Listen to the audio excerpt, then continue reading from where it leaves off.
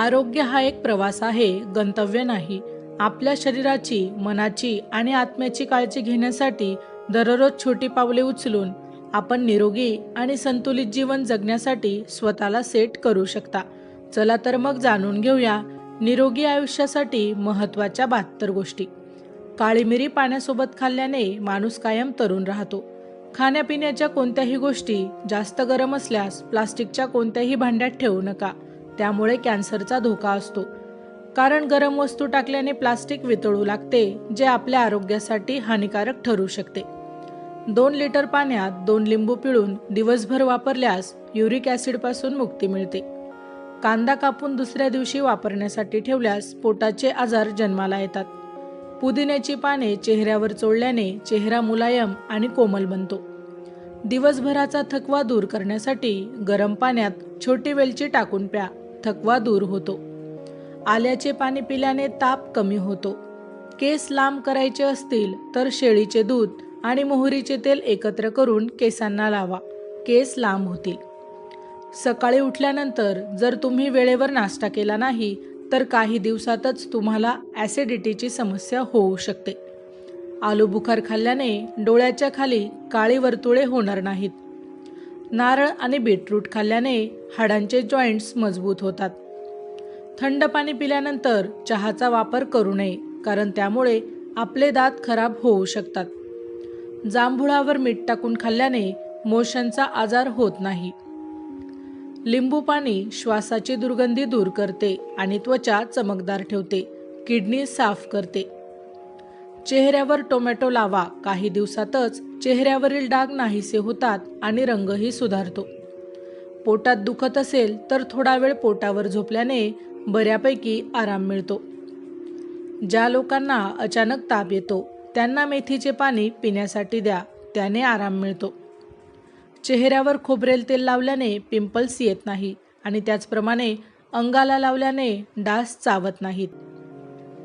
सफरचंदाचा रस मधात मिसळून प्यायल्याने सर्व प्रकारचा खोकला थांबतो. प्रत्येक जेवणानंतर गोड खाल्ल्याने आजार होत नाहीत. रात्री खारट पदार्थ खाणे खूप फायदेशीर आहे. चेहऱ्यावर पिंपल्स दिसू लागल्यास हलक्या हाताने तुरटीने चेहऱ्यावर मसाज करा, लवकरच पिंपल्स दूर होतील. पांढरा हरभरा शुगर कमी करण्यासाठी खूप फायदेशीर आहे.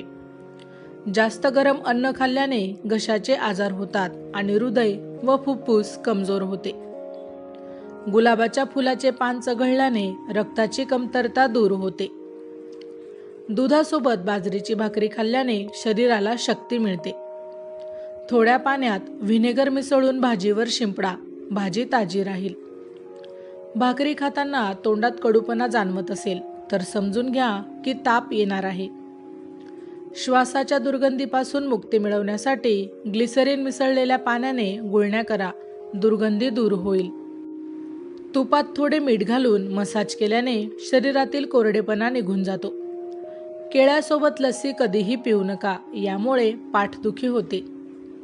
उभे राहून पाणी पिल्याने मिरगीचे झटके येतात, त्यामुळे पाणी नेहमी बसून प्या. उन्हाळ्यात कोमट कडुलिंबाचे पाणी प्या. जगात असा कोणताही आजार नाही तो तुम्हाला स्पर्श करू शकेल.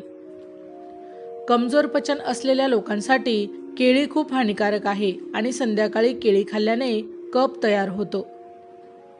रोज मनुके खा, कधीच थकवा येणार नाही आणि नेहमी भिजवलेले मनुकेच खा. रात्री चेहऱ्यावर लोणी लावल्याने चेहऱ्याची त्वचा चमकदार होते. जर तुम्हाला लवकर म्हातारे होऊ नये असं वाटत असेल तर जेवणात अद्रक वापरा. बडीशेपचे पाणी पिल्याने छातीत जळजळ होत नाही. हिरड्या सुजल्या असतील तर मोहरीचे तेल मीठ मिसळून हिरड्यांवर लावल्याने दुखणे दूर होईल. डोक्यात कोंडा किंवा जखम झाल्यास मुलतानी माती दह्यात मिसळून त्याची पेस्ट डोक्याला लावून डोके धुवा, कधीही कोंडा होणार नाही. मेथीचे दाणे खाल्ल्याने छातीत दुखणे बरे होऊन कफ तयार होत नाही. सुक्या कोथिंबीरीच्या 3 ते 4 बिया चावल्याने उलट्या होत नाही किंवा हिरवी कोथिंबीर खाल्ल्याने सुद्धा उलट्या थांबतात. ज्याला भूक लागत नाही त्यांनी डाळिंबाचे दाणे काढून त्यावर मीठ आणि काळी मिरी पावडर टाकून खा, भूक लागेल. केस गळण्याची समस्या असल्यास कडुलिंबाच्या पानांच्या पाण्याने केस धुवा, केस गळणे थांबेल. अर्धा चमचा आले आणि देशी तूप एकत्र करून 1 चमचा रोज सकाळ संध्याकाळ प्यायल्याने पाठदुखी बरी होते. जे लोक रात्री ताज्या हवेत झोपतात त्यांचा मेंदू तर वाढतोच, पण त्यांना चांगली झोपही लागते. दररोज रात्री तुमच्या पाठीची मालिश करा, यामुळे तुमची पाठ खूप मजबूत होईल. हिरव्या मिरचीच्या वापरामुळे अनेक रोगांशी लढण्याची ताकद मिळते. कैरीचे लोणचे पराठ्यासोबत खाल्ल्याने भूक वाढते. तुरटी वापरल्याने चेहऱ्यावर रेषा आणि सुरकुत्या दूर होतात आणि रंग गोरा होतो. जर तुम्हाला घट्ट थुंकी येत असेल तर हे ऊर्जा कमी होण्याचे लक्षण आहे. स्वच्छ व मऊ कापूस घेऊन दुधात भिजवून डोळ्यांवर ठेवा. दुधाने डोळ्यांना आराम मिळतो. लक्षात ठेवा, फक्त कच्चे दूध वापरा. कच्चा कांदा आठवडाभर वापरल्याने पोटातील जंत मरतात.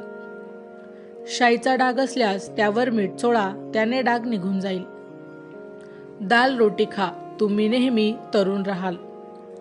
आंबे थंड न करता खाल्ल्याने पाठदुखी होत नाही. कडू बदामाचे तेल डोक्याला लावल्याने डोक्यातील उवा मरतात. म्हातारपण घालवायचे असेल तर रोटी खाल्ल्यानंतर 4 ते 5 काजू खा. म्हातारपण लवकर येणार नाही. नाश्ता करून तोंडात वेलची ठेवा, त्याने म्हाताऱ्या माणसासारखा दम लागणार नाही. झोपताना मुलांना अक्रोड खाऊ घाला, त्यामुळे त्यांच्या पोटातील जंत मरतात. कच्चा सलगम दृष्टी आणि मेंदू तीक्ष्ण करण्यासाठी खूप फायदेशीर आहे. झोपेची तक्रार असल्यास कोमट दूध डोळ्यांना लावा, झोप चांगली येईल. डोकेदुखीमध्ये द्राक्षाचा रस जास्तीत जास्त वापरा, यामुळे वेदना कमी होतील. ताप उतरत नसेल तर लगेच तांदळाचे पाणी उकळून प्यावे, यामुळे खूप फायदा होईल.